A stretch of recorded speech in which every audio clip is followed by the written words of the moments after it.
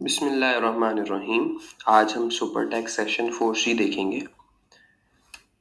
Super tax की history ये है कि फाइनेंस एक्ट 2022 जो कि नॉर्मली एप्लीकेबल होता है टैक्स ईयर 2023 के लिए, उसमें एक टैक्स लाया गया जिसको कहा गया सुपर टैक्स, और ये ज़्यादा पैसे कमाने वाले लोगों पर एक एडिशनल टैक्स लगाने की कोशिश की गई, जिसमें जो बिल्कुल स्टार्टिंग लिमिट ये थी कि कोई 150 मिलियन से ज़्यादा पैसे कमाता है तो उस पर ये टैक्स लगाया जाएगा। मुफ्ती इस्माइल साहब उस वक्त थे और उस वक्त ये 7E जो कि प्रॉपर्टी की वैल्यू का 1% टैक्स लगाया गया और ये सुपर टैक्स लगाया गया। तो इसका एक प्रोग्रेसिव स्लैब बनाया गया कि 150 मिलियन से 200 मिलियन तक है तो 1% और सो ऑन। तो इसमें फिर बहुत सारे लिटिगेशन में भी केसेस चले गए और इसमें सबसे एक बड़ा मसला ये था कि फाइनेंस एक्ट 2022 में इस टैक्स को लाया गया और इसको रेट्रोस्पेक्टिव लगा दिया, यानी टैक्स ईयर 22 जो क्लोज हो चुका था उस पर भी एप्लीकेबल कर दिया और टैक्स ईयर 2023 एंड ऑनवर्ड्स भी इसकी एप्लीकेबिलिटी कर दी।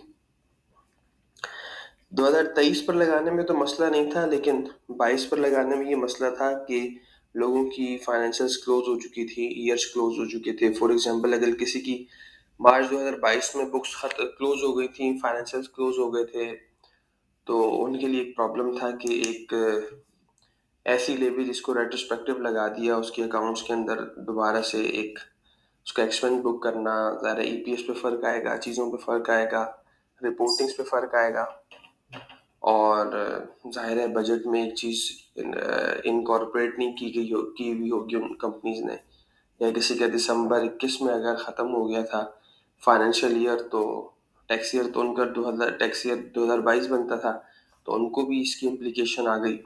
तो एक बड़ा मसला तो ये हो गया कि रेट्रोस्पेक्टिव इसको लगा दिया, फाइनेंस एक्ट 2022 में लाए और 22 से ही लगा दिया। हालांकि जो फाइनेंस एक्ट होता है वो अगले साल से, यानी 22 है तो वो 23 से एप्लीकेबल होता है। फिर इसमें एक मसला ये था कि डिफरेंट रेट्स लगाए गए। कुछ लोगों के लिए मैक्सिमम रेट 4% था और कुछ लोगों के लिए मैक्सिमम रेट जो था वो 10% था, तो ये भी एक डिस्क्रिमिनेटरी था। फिर इसमें इस तरह से किया गया कि जो income final subject to final tax होती हैं, जिस पर जब रिसीट बेसिस पे टैक्स दे दिया जाता है, फॉर एग्जांपल एक्सपोर्ट है, उस पर रिसीट बेसिस पे जब टैक्स हो जाता है 1% तो प्रोसीड, फिर तो मजीद टैक्सेशन नहीं होती, लेकिन इसमें उसको भी अकाउंट फॉर कर लिया गया। तो खैर ये थोड़ी सी डिटेल थी और फिर जो है लिटिगेशन में केसेस गए, हाई कोर्ट्स में गए और अल्टीमेटली इस वक्त भी सुप्रीम कोर्ट में केस पेंडिंग है। तो ये इसकी थोड़ी सी हिस्ट्री हो गई। अब हम इसको यानी अब इसको समझें कि 2 साल हो गए।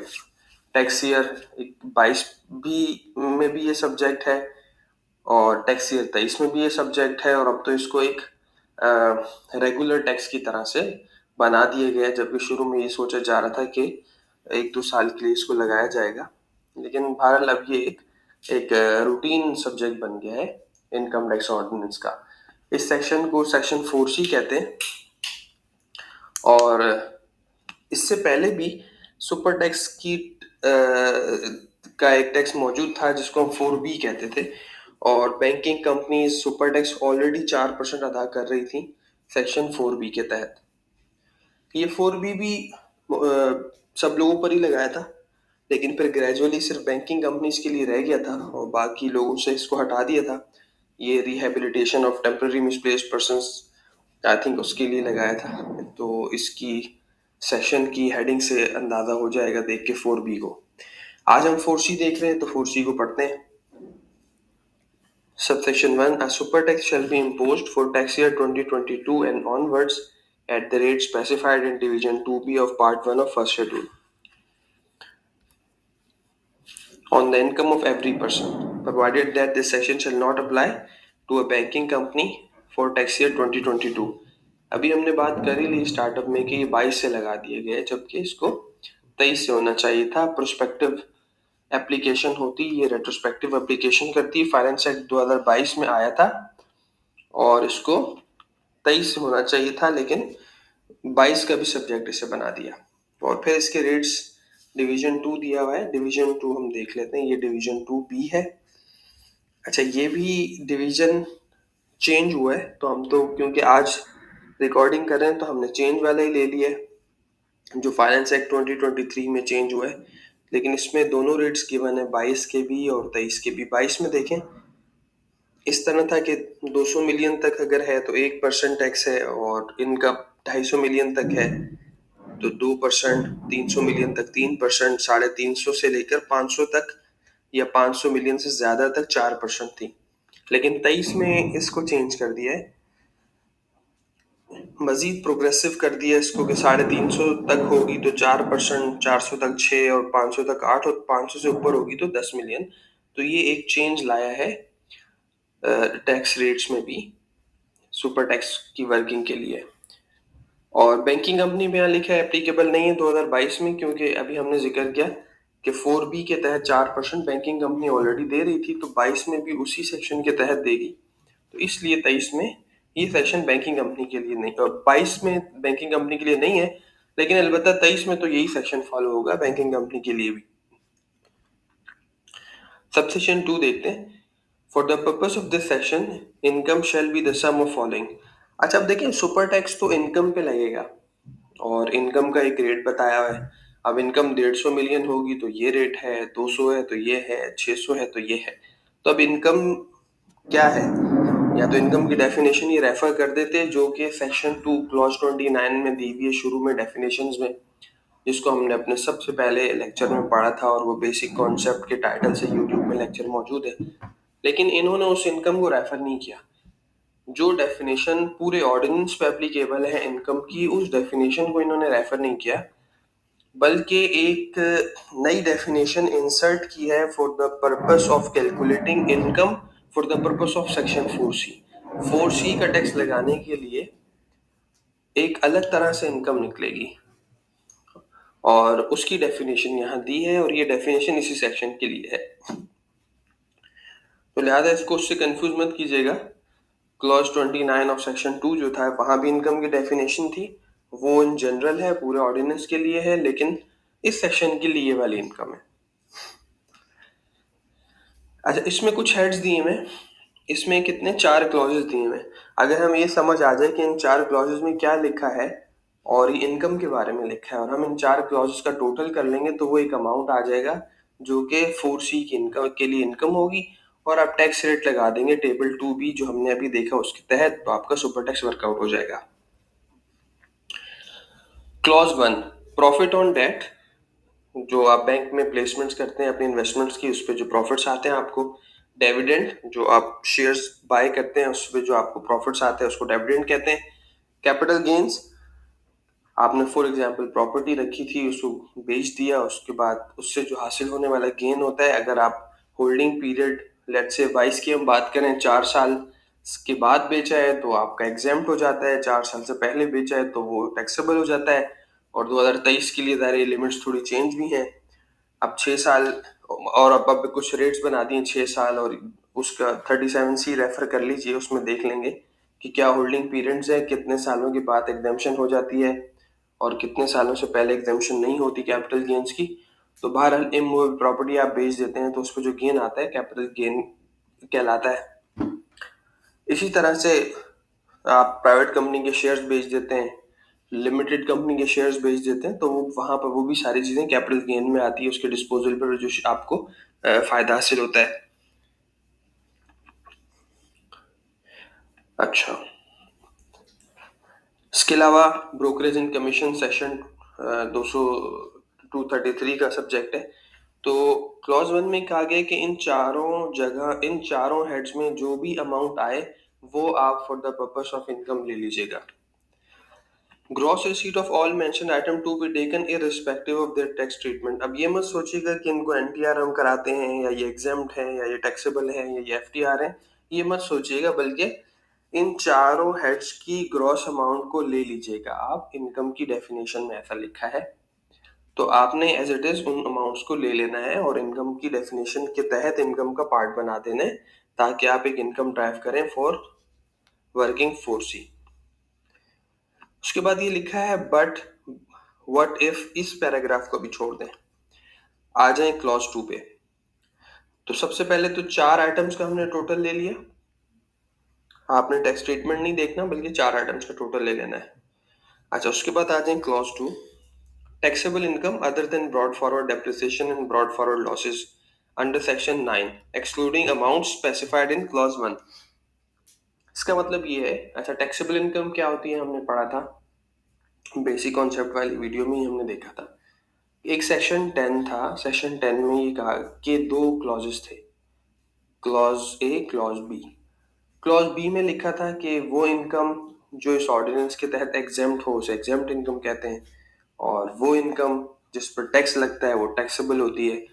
तो हम टैक्सेबल इनकम को कहते हैं कि क्लॉज ए, सेक्शन 10 के क्लॉज ए की इनकम।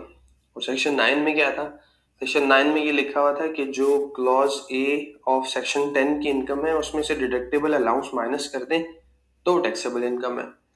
या आप इसको यूं कहें कि 5 हेड्स हैं हमारे, salary, property, capital gain, income from business और अदर सोर्स। इन तमाम हेड्स में आप टैक्सेबल अमाउंट निकाल लेते हैं और टैक्सेबल अमाउंट्स में से आप माइनस कर देते हैं डिडक्टेबल अलाउंसेस, तो आपकी टैक्सेबल इनकम आ जाती है। मिसाल के तौर पे आप सैलरी कमाते हैं 100 रुपए की, उसमें 10 रुपए मेडिकल अलाउंस है, तो जो 90 रुपए है ये टैक्सेबल अमाउंट है। और इसमें से अगर आपने ज़कात दी है, डिडक्टेबल माइनस कर दी 10 रुपए की, तो 80 रुपए आपकी टैक्सेबल इनकम है। तो ये थोड़ा सा रिकैप हो गया कि टैक्सेबल इनकम हम किसको कहते हैं। तो यहाँ ये बात की जा रही है कि टैक्स पे अपनी टैक्सेबल इनकम ले ले, लेकिन उस टैक्सेबल इनकम में कुछ हम एडजस्टमेंट भी कर लेते हैं। डिडक्टेबल अलाउंस माइनस करने के बाद अगर लास्ट ईयर के हमारे पास ब्रॉड फॉरवर्ड डेप्रिसिएशन लॉसेस पड़े हुए हैं, या डेप्रिसिएशन है, या बिजनेस लॉसेस हैं, तो हम माइनस कर लेते हैं उसको, ताकि हम, क्योंकि ऑर्डिनेंस इजाज़त देता है कि हम अपनी करंट टैक्स ईयर की इनकम को प्रायर ईयर के लॉसेस से और डेप्रिसिएशन जो अनएब्जॉर्ब डेप्रिसिएशन होता है एडजस्ट कर सकें। तो यहाँ पर उस चीज़ को मना किया कि आप टैक्सेबल इनकम ले लीजिएगा, लेकिन ये एडजस्टमेंट मत कीजिएगा। अपनी टैक्सेबल इनकम को इन दोनों ब्रॉड फॉरवर्ड लॉसेस और डेप्रिसिएशन से लेस मत कीजिएगा, कम मत कीजिएगा। तो लिहाजा यहाँ पे टैक्सेबल इनकम हो गई। और एक चीज ये कही गई है कि अगर टैक्सेबल इनकम में कोई ऐसी इनकम आ रही है जिसे आपने क्लॉज 1 में ले लिया है, तो उसको भी माइनस कर दीजिएगा। जाहिर सी बात है, वरना तो आप डबल टैक्स दे देंगे। फॉर एग्जाम्पल, आपका कैपिटल गेन टैक्सेबल था और आपने टैक्सेबल इनकम रिटर्न से उठाई, तो रिटर्न की टैक्सेबल इनकम के अंदर तो वो अमाउंट आ रहा होगा, जबकि आपने क्लॉज 1 में भी उसको ले लिया होगा। तो आप उसको माइनस कर दें ताकि डुप्लीकेशन ना हो।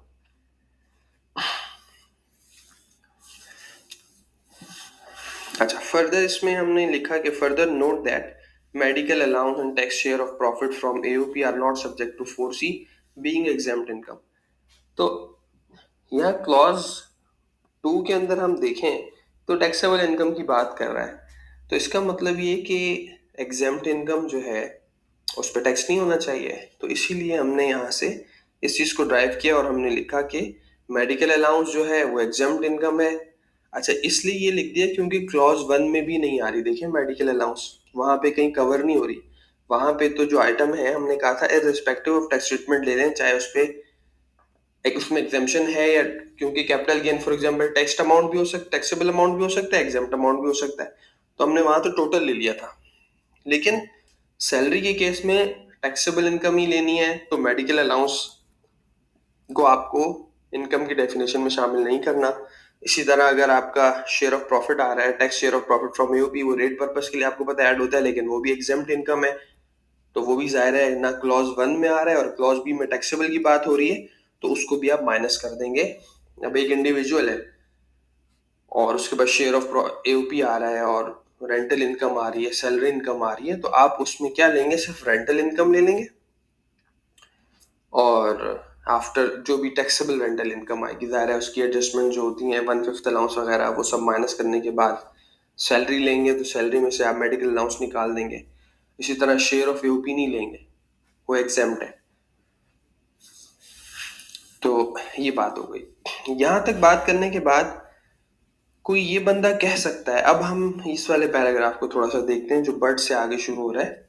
अच्छा, यहाँ पर एक ओपिनियन ये बन सकती है ना, जैसे एक ओपिनियन तो हमने ये बना ली कि क्लॉज 1 के अंदर भाई सारे अमाउंट्स हैं, टैक्सेबल अमाउंट हो या एग्जाम्प्ट हो दोनों शामिल हैं।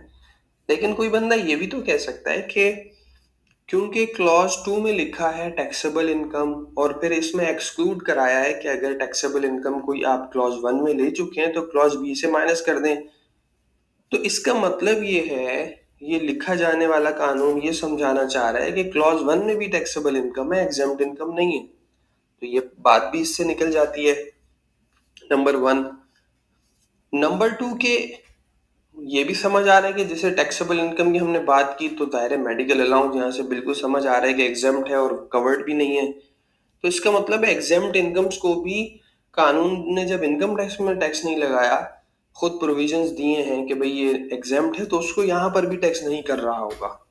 तो ये भी एक बात जहन में आती है। लेकिन सेकंड व्यू ये भी बनेगा कि भाई क्लॉज 1 में इस चीज के बारे में कहीं लिखा नहीं है कि टैक्सेबल हो या एग्जेम्प्ट हो, तो इसलिए हम ग्रॉस लेंगे। तो अब ये दो व्यू बन गए और दोनों व्यू वैलिड है। अभी तक हमने ये कहा है कि टोटल अमाउंट लेना है जैसे कि 1 में लिखा है। अच्छा, ये दायरे केसेस बने, हाई कोर्ट्स में भी ये चीजें डिस्कस हुई हैं, वो भी हम आगे देखेंगे कि आज तक क्या स्टेटस है लिटिगेशन का। लेकिन एक फैसला भी इसमें आया ट्रिब्यूनल कराची का, उसमें 2-3 इश्यूज थे, लेकिन उसमें एक इशू ये भी था कि कंपनी ने अपनी जमीन बेच दी थी और होल्डिंग पीरियड 4 साल से ज्यादा था और उसको कैपिटल गेन में ट्रीट करवाया, एग्जेम्प्ट कैपिटल गेन ट्रीट करवाया और उसको उस पर टैक्स नहीं दिया। तो कमिश्नर ने ये कहा कि भाई आप for the purpose of 4C तो टैक्स देंगे, ठीक है, आपने वहां टैक्स नहीं दिया सेक्शन 37 में, लेकिन कैपिटल गेन्स में, लेकिन 4C में टैक्स आप देंगे। तो उन्होंने कहा 4C में तो हम नहीं देंगे, क्योंकि 4C की अंदर इनकम की डेफिनेशन में उन्होंने कहा ये तो एग्जेम्प्ट इनकम है, एग्जेम्प्ट इनकम फॉल नहीं करती। कमिश्नर ने कहा नहीं, क्लॉज 1 के अंदर दोनों इनकम है, टैक्सेबल भी और एग्जेम्प्ट भी। और कमिश्नर अपील के पास जब ये ऑर्डर गया, उनका भी यही ख्याल था कि एग्जेम्प्ट इनकम पर टैक्स होगा। लेकिन जब अल्टीमेटली ट्रिब्यूनल के पास गया तो ट्रिब्यूनल में ये चीज डिस्कस हुई कि भाई दो व्यू बन सकते हैं कि 1 से मुराद टैक्सेबल इनकम ही है और दूसरा व्यू ये है कि टैक्सेबल और एग्जेम्प्ट दोनों है, लेकिन 2 के अंदर टैक्सेबल इनकम लिखी हुई है और पूरे ऑर्डिनेंस में जो एग्जेम्प्ट इनकम पर टैक्स भी नहीं है, तो ये थोड़ा अजीब सा है, सही नहीं है। बहरहाल ट्रिब्यूनल ने कहा ठीक है, दो राय बनती हैं, लेकिन टैक्स पेयर की फेवर में जो राय जा रही है वो टैक्सेबल वाली बात जा रही है, लिहाजा एग्जेम्प्ट कैपिटल गेन पर भी टैक्स नहीं होगा। तो उस चीज को हमने हाईलाइट भी कर दिया कि what if gross receipts are exempt such as exempt capital gain on sale of immovable property। here ये रेफरेंस नंबर लिखा है केस का, the appellate tribunal inland revenue has declared that exempt capital gain is not subject to 4C। इसका मतलब, इससे फिर ये भी मतलब निकलेगा कि 4C के अंदर कोई भी exempt इनकम नहीं आएगी। बहरहाल ये ट्रिब्यूनल का फैसला था, लेकिन हम तो फिलहाल यही के इसको रखते हैं कि क्लॉज 1 के अंदर दोनों चीजें शामिल हैं और इस चीज का एहतमाल है कि दोनों व्यू पॉइंट्स हो सकते हैं। हम टैक्स पेयर अपने फायदे की चीज लेंगे, हम एग्जम्प्ट इनकम नहीं लेंगे, लेकिन बहरहाल एफबीआर नोटिस तो ग्रॉस के ही कर रहा है। और कुछ डिसीजंस अभी हम आगे देखेंगे आए हैं, कुछ आना है, तो उसमें मजीद ही क्लियर हो जाएगी बात। तो खुलासा ये हुआ कि 1 के अंदर हम दो दो ओपिनियन बन गए और 2 के अंदर टैक्सेबल इनकम आ गई। अच्छा, अब आ जाए 3 के अंदर ये है कि अगर आपकी कोई फाइनल टैक्स रिजीम की इनकम है तो उसको कैसे आप इनकॉर्पोरेट करेंगे सेक्शन 4C के लिए। उसमें इम्प्यूटेबल इनकम का कॉन्सेप्ट जो आप लोगों को पता है, क्लॉज 28A ऑफ सेक्शन 2 में लिखा है, वो कैसे वर्कआउट करते हैं। फॉर एग्जाम्पल, आपके एक्सपोर्ट प्रोसीड्स हैं 50 मिलियन की और उस पे आपका बैंक ने टैक्स काट लिया 1% सेक्शन 154 के तहत 5 मिलियन, 0.5 मिलियन यानी 5 लाख रुपए। और ये टैक्स पेयर स्मॉल कंपनी है और स्मॉल कंपनी का टैक्स रेट 20% है, होता है, आपको मालूम है, ऐसा फर्स्ट शेड्यूल में लिखा है। स्मॉल कंपनी 20%, अदर कंपनी 29% और बैंकिंग कंपनी 39%। तो इम्प्यूटेबल इनकम कैसे निकालेंगे। इम्प्यूटेबल इनकम वो इनकम है, ऐसी इनकम वर्कआउट करेंगे जब आप उस पे स्मॉल कंपनी का एप्लीकेबल रेट लगाएं तो वही टैक्स आ जाए जो कि एफटीआर की इनकम पर विथहोल्डिंग टैक्स का रेट लगाने से टैक्स का अमाउंट आया, यानी 0.5 मिलियन। तो आप क्या करें, 0.5 मिलियन यानी 5 लाख को डिवाइड कर दें 20% से, तो आपका 25 लाख 2.5 मिलियन आ गया। तो ये इम्प्यूटेबल इनकम है, यही आपने अपनी इनकम की डेफिनेशन के तहत इनकम में ऐड करनी है सुपर टैक्स निकालने के लिए। अब आ जाए क्लॉज 4 पे। क्लॉज 4 लास्ट आइटम इनकम की डेफिनेशन का, इसमें ये है इनकम कंप्यूटेड। अच्छा, इस इनकम जो इनकम कंप्यूट हो रही है इसमें से भी other than brought forward depreciation, amortisation और बिजनेस लॉसेस को निकाल देना है आपने। ये किसके लिए? फोर्थ शेड्यूल कौन है? Insurance sector. इंश्योरेंस सेक्टर की जो टैक्स कैलकुलेशन होती है वो फोर्थ शेड्यूल में दिए गए तरीकाकार के तहत होती है। तो वहां फोर्थ शेड्यूल में इनकम निकालने का इंश्योरेंस कंपनीज के लिए एक तरीका है। उस तरीके को जब आप अडॉप्ट करेंगे ना, तो उसमें से आप एडजस्टमेंट हटा दीजिएगा। प्रायर ईयर एडजस्टमेंट्स किस चीज की? डेप्रिसिएशन, अमोर्टाइजेशन और बिजनेस लॉसेस की। इसी तरह exploration and production of petroleum की जो टैक्स वर्किंग है वो फिफ्थ शेड्यूल से निकलती है। बैंकिंग सेक्टर की 7th शेड्यूल से निकलती है। तो इन शेड्यूल्स में जिन सेक्टर्स की टैक्स इनकम निकलती है और उस पर टैक्स लगता है, तो आप उसी शेड्यूल में वर्कआउट होने वाली इनकम ले लीजिएगा, लेकिन उसमें क्या कीजिएगा? करंट ईयर की लीजिएगा। उसमें से प्रायर ईयर की जो 3 एडजस्टमेंट्स हैं ये हटा दीजिएगा। तो ये चारों चीजें हमने पढ़ ली, इनकम की डेफिनेशन पढ़ ली। इनकम वर्कआउट करने के लिए इसके तहत हम इनकम वर्कआउट करेंगे और जो भी इनकम आएगी उस पर टैक्स रेट लगा देंगे, जो कि हमने 2B डिवीजन 2B स्लैब हमने देखा शुरू में। तो यहां तक हमारी बात हो गई कि टैक्स रेट क्या होगा और इनकम की डेफिनेशन क्या है for section 4C। Subsection 3. The tax payable, अच्छा इस section, the tax payable under subsection 1 shall be paid, collected and deposited on the date and in the manner as specified in subsection 1 of section 137 and all the provision of section 10 of the ordinance shall apply. इसका मतलब ये है the super tax is payable along with return. इसका subsection 3 का मतलब ये है जिस तरह से आप अपनी रिटर्न वर्कआउट करते हैं, आईआरएस पे जाते हैं, सेक्शन 114 की रिटर्न भरते हैं और उस पर एक टैक्स चार्जेबल आता है, एडवांस टैक्स माइनस करते हैं और अगर कोई अमाउंट आ रहा होता है आप चालान, एडमिटेड टैक्स का चालान अंडर सेक्शन 137 जमा करा देते हैं। तो इसमें ये कहा जा रहा है कि सुपर टैक्स का भी यही करना है। सुपर टैक्स भी ऐसे ही है जैसे कि आपने 137 में एक टैक्स अदा करना है। तो इसका मतलब ये हुआ कि आपने अपनी रिटर्न के साथ इस टैक्स को अदा कर देना है। सबसेक्शन 4 वेयर, अच्छा अब इसमें ये भी है कि आप इसकी एडजस्टमेंट भी कर सकते हैं एडवांस टैक्स के अगेंस्ट में। फॉर एग्जांपल आपकी जो टैक्स चार्जेबल 100 रुपए आया, आपका सुपर टैक्स 100 रुपए आया और आपके एडवांस टैक्सेस 400 रुपए के कटे हुए, तो फिर आप माइनस कर दे, यानी टैक्स 100 रुपए, सुपर टैक्स 100 रुपए, टोटल टैक्स आ गया 200 रुपए। आपके लेट सपोज एडवांस टैक्सेस 400 के कटे हैं तो आप 200 रुपए रिफंड क्लेम करेंगे। आप ऐसा नहीं करेंगे 100 रुपए सुपर टैक्स का अलग से जमा करा रहे होंगे, नहीं। ये भी ऐसा ही टैक्स है जैसे कि अदर टैक्स पेबल्स होते हैं। तो इसको आप एडवांस टैक्स से भी एडजस्ट कर सकते हैं और अगर बैलेंस बच गया तो आप कैश से जमा करा देंगे। Subsection 4 where the tax is not paid by a person liable to pay it, the commissioner shall by an order in writing determine the tax payable and shall serve upon the person a notice of demand। अच्छा, इसका यही मतलब है कि अगर एक person ने 4C की लाइबिलिटी को डिस्चार्ज नहीं किया तो कमिश्नर नोटिस करेगा, बताएगा जी आपका ये टैक्स बनता था, आपने अदा नहीं किया। कमिश्नर कैसे नोटिस करेगा? उसे कैसे पता चलेगा? जब वो आपकी जमा हुई भी रिटर्न देखेगा, उसी में से देख लेगा कि भाई आपके ऊपर तो सुपर टैक्स आता था, आपको तो पे करना चाहिए था। क्योंकि जब आप रिटर्न भरते हैं उस वहां सुपर टैक्स वर्कआउट करने के लिए एक कॉलम दिया है, वहां आप इनकम लिखते हैं, वो सुपर टैक्स खुद निकालता है। तो इनकम का इनपुट आप डालते हैं, आपने इनकम का इनपुट डाला नहीं, कमिश्नर ने नोट कर लिया तो आपको नोटिस कर देगा और आप नोटिस के बाद वो आपको ऑर्डर कर देगा और कहेगा कि भाई ये आप पैसे जमा कराएं। सबसेक्शन 5 में ये लिखा है कि लेट सपोज आप नहीं जमा कराते हैं या अपनी लायबिलिटी डिस्चार्ज नहीं करते, तो जितने बाकी प्रोविजंस हैं ऑर्डिनेंस के, जो कि रिकवरी प्रोसीडिंग्स हैं, पेनल्टी का इम्पोज करना है, डिफॉल्ट सरचार्ज वर्कआउट होना है, आपको 138 का नोटिस सर्व करना, अगर बैंक्स को 140 का नोटिस सर्व करना, अगर आप पेमेंट नहीं देंगे तो रिकवरी प्रोसीडिंग जो बैंक से हो जाती हैं।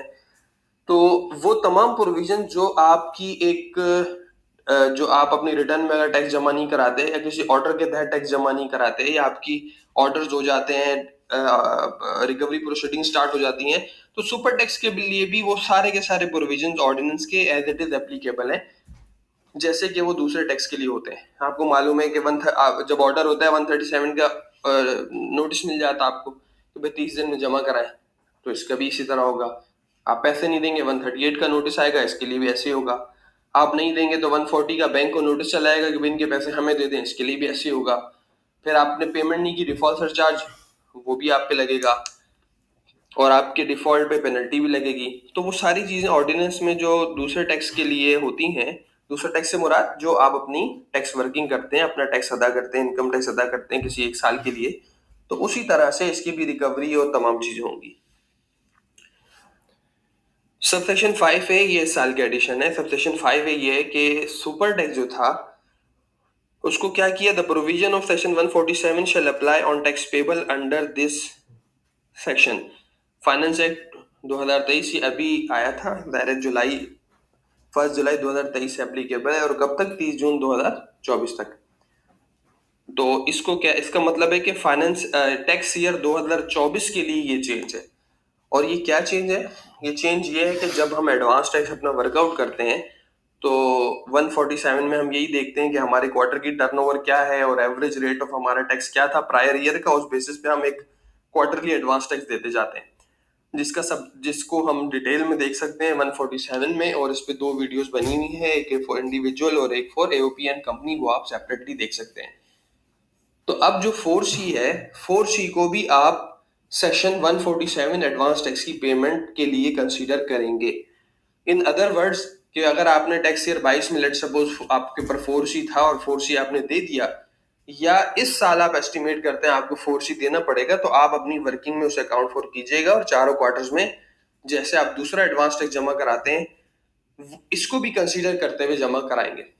अच्छा, जेन में सवाल पैदा हो सकता है कि भाई कल भी उन्होंने पूछ लिया था एक स्टूडेंट ने कि भाई ये तो फिर अगर हमारा पता चला साल के आखिर में 4C आया ही नहीं, लॉस हो गया, कुछ हो गया, तो उसमें कोई मसला नहीं है। आप जब चालान जमा कराते हैं वो तो सेक्शन 147 में जमा कराते हैं, 4C तो फॉर वर्किंग आपकी उसमें इनकॉर्पोरेट करना है ना। और सेकंड क्वार्टर पे भी आप इवेलुएट कर सकते हैं, थर्ड पे भी कर सकते हैं, फोर्थ पे भी कर सकते हैं। अगर आपकी कोई चीजें एडवांस टैक्स ऊपर नीचे होता है सुपर टैक्स की वजह से, तो आप उसकी एडजस्टमेंट कर लीजिएगा, क्योंकि चालान तो 147 में पे करते हैं। आप जितना भी टैक्स 147 में पे करेंगे, चाहे सुपर टैक्स की वर्किंग को इंक्लूड करके ही क्यों ना करें, वो तो एडजस्टेबल टैक्स है, तो इसलिए इसका कोई मसला नहीं है।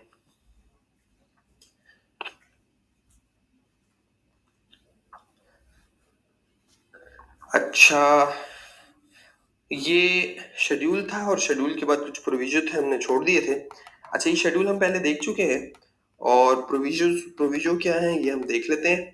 Provided that for tax year 2022 for person engaged whether partly और wholly in the business of. अच्छा, ये येलो में कुछ बिजनेसेस बताए गए हैं 10-12। अगर ये लोग यानी इस इंडस्ट्री के लोग होंगे तो उनके ऊपर सुपर टैक्स क्या होगा। उनके ऊपर सुपर टैक्स की कहानी ये है कि टैक्स ईयर 22 के लिए अगर इनकी इनकम 300 मिलियन से ज्यादा है तो 10% टैक्स देना होगा, और अगर 300 मिलियन से कम है तो ऊपर वाले शेड्यूल को फॉलो करना है। 22 की रेट्स की हम बात कर रहे हैं। और 23 के लिए क्या है, 23 के लिए तो ऊपर वाला शेड्यूल ही फॉलो करना है। ये 22 में डिस्क्रिमिनेशन थी कि 300 मिलियन से ज्यादा होगा तो 10%, अदरवाइज टेबल फॉलो करें 22 का टेबल जो कि ऊपर गिवन है, सारे 22 की रेट्स दिए हुए हैं। और 23 के लिए क्या करना है इन इंडस्ट्री ने, 23 के लिए तो यही टेबल यूज करना है और 23 के रेट यूज करने हैं जो 0 से शुरू होकर 10% तक आ रहे हैं प्रोग्रेसिवली। और बैंकिंग कंपनी के लिए प्रोविजन ये लिखा है कि provided for that in case of banking company that for tax year 2023 the rate of tax shall be 10% where income exceed 30 million. अच्छा, बैंकिंग कंपनी के लिए कि अगर 300 मिलियन से ज्यादा प्रॉफिट होगा तो ये टेबल की रेट्स लगेंगे 2023 के लिए, और अगर 300 मिलियन से 300 मिलियन से अगर ज्यादा है तो 10% देना है, और 300 मिलियन से कम है तो टेबल की रेट्स लगेंगे। एक बात हो गई। और दूसरा ये कि 22 के लिए क्या है, 22 के लिए तो बैंकिंग कंपनी पे ये एप्लीकेबल ही नहीं था 4C, वो तो 4B के अंदर बैंकिंग कंपनी ने टैक्स रेट दिया। अच्छा, अब हम बात कर लेते हैं कुछ।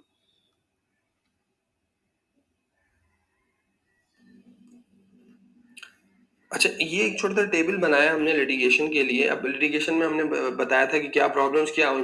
मेन प्रॉब्लम तो ये हुई थी, डिस्क्रिमिनेटरी रेट्स थे, क्योंकि किसी को 4% देना है, किसी को 10% देना है। फॉर एग्जाम्पल, अगर अब 2022 की बात करें तो ये जो इंडस्ट्रीज हैं इनके लिए था कि 30 मिलियन से ज्यादा होगा 10% देना है, जबकि औरों के केस में ये था कि 4% देना है। इसी तरह से आज की तारीख में हम देखें तो बैंकिंग सेक्टर के लिए कि 30 मिलियन से ज्यादा होगा तो 10% देना है, और बाकियों को 30 मिलियन से ज्यादा होगा तो 350 मिलियन तक 4%, 400 मिलियन तक 6%, 500 मिलियन तक 8%, 500 मिलियन से ऊपर जाएगा तो 10% देना है। तो ये हर डिफरेंट लोगों के लिए डिफरेंट रेट्स लग रहे थे, तो ये एक डिस्क्रिमिनेशन थी कि भाई ऐसा नहीं होना चाहिए। और फिर ये इसकी रेट्रोस्पेक्टिव एप्लीकेशन हो गई कि भाई 2022 से एप्लीकेबल होगा, हालांकि 23 से होना चाहिए था। तो इस पे कुछ डिसीजंस आए, उनका खुलासा हमने यहाँ लिखा है। लेकिन लाहौर हाई कोर्ट ने ये कहा कि रेट्रोस्पेक्टिव एप्लीकेशन ठीक है, 22 में भी एप्लीकेबल है, 23 में भी एप्लीकेबल है।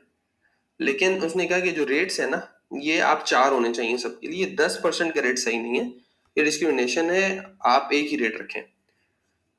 अच्छा, इसके अंदर एक प्लस था टैक्स पेयर के फेवर में रेट को लेके, जबकि रेट्रोस्पेक्टिव एप्लीकेशन ये अनफेवरेबल था और ये एफबीआर के हक में जाता था।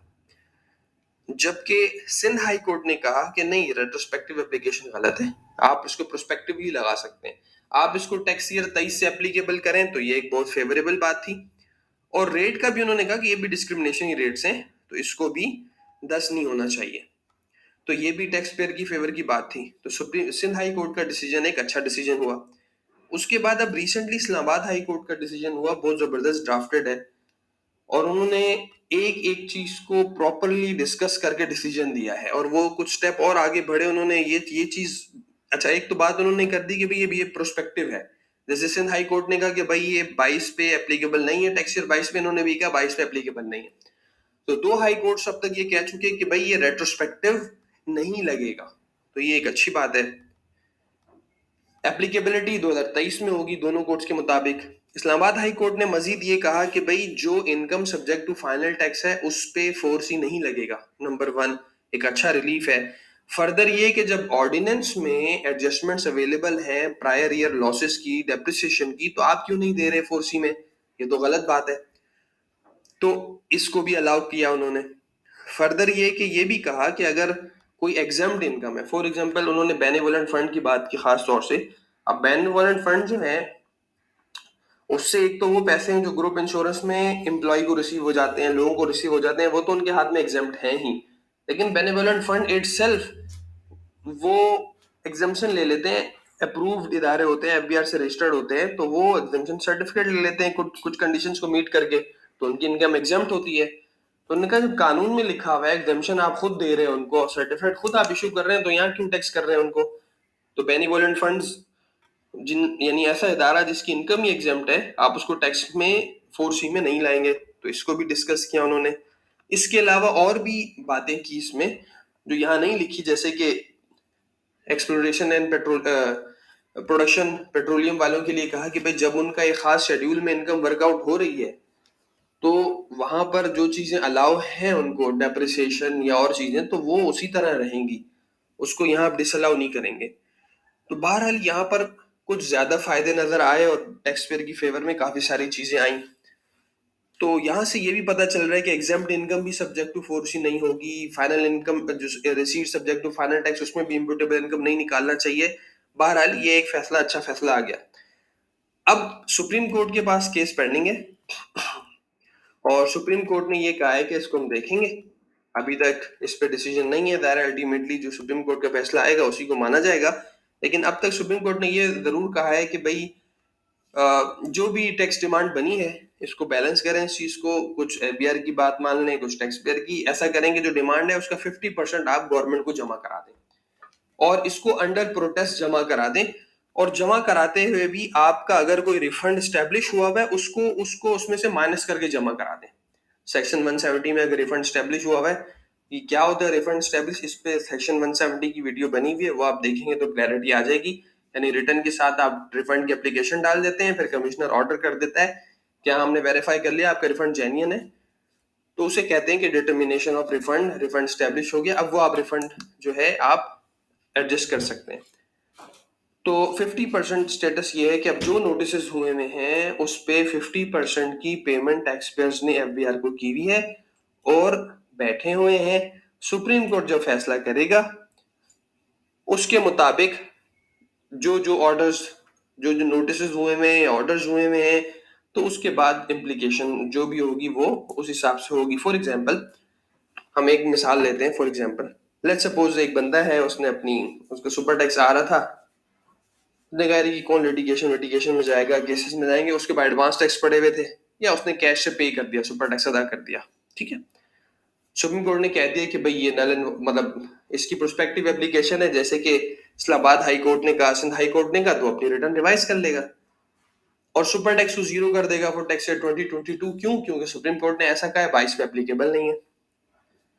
इसी तरह कुछ लोगों ने नोटिस पे कर दिए और रिटर्न्स में नहीं पे किया हुआ, उनके पास एडवांस टैक्स नहीं था या वो कैश जमा नहीं कराना चाहते थे पूरा, तो जाहिर है उनके लिए ये अमाउंट रिफंडेबल के तौर पे खड़ा हो जाएगा और इसका वो रिफंड मांग लेंगे, रिफंड स्टैब्लिश हो जाएगा। तो उससे ये होगा कि वो अगले सालों के अंदर इसकी एडजस्टमेंट ले सकेंगे।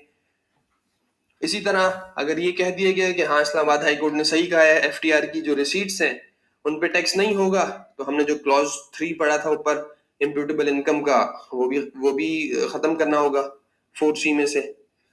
इसी तरह से ये भी क्लैरिटी डालनी पड़ेगी कि भाई एग्जाम्प्ट इनकम जो है उसमें भी वर्कआउट नहीं होगा, ये इसकी क्लैरिटी भी डालनी पड़ेगी। तो ये हमारा 4C का एक ओवरव्यू था कि सेक्शन क्या है, उसमें थोड़ी बहुत एक्सप्लेनेशन हमने देख ली, शेड्यूल देख लिया, रेट्स देख लिए और आज तक की इसकी पोजीशन क्या है उसको हमने देख लिया।